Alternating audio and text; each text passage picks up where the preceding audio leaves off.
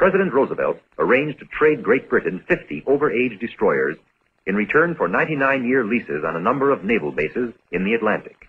With England in danger, Congress voted immense sums to build a fleet for the Atlantic Ocean, designed to give the United States the first two-ocean navy in its history. Orders were placed for tens of thousands of planes and other war equipment. New factories were built to make this equipment.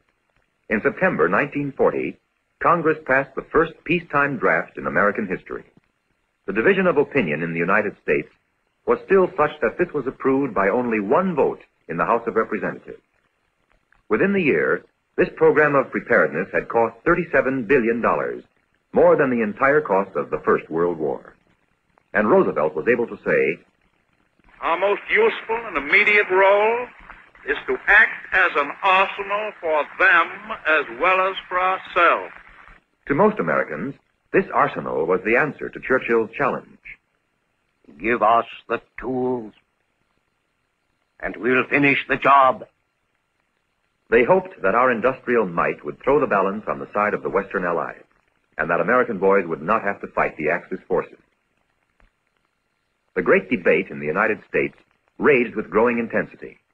Roosevelt's re-election to an unprecedented third term in 1940 served to indicate that the majority favored the route he charted, a route which offered aid to the Allies, but which also promised to most Americans the avoidance of war. In February and March of 1941, Hitler moved to the southeast.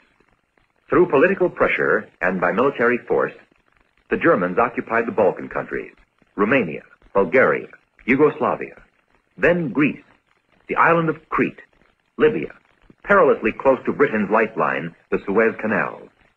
In the United States, Congress implemented the arsenal of democracy concept with the Lend-Lease Bill, passed in March 1941 after a bitter debate.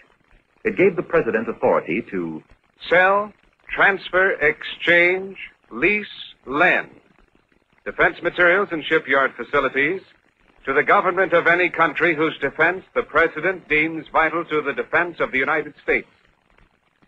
That same month, the United States seized all Axis shipping in American ports, and in June 1941 closed Axis consulates. Roosevelt worked in harmony with Prime Minister Churchill.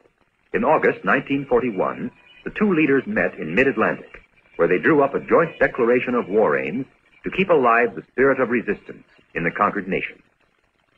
Sovereign rights and self-government restored. Access on equal terms to trade and to raw materials.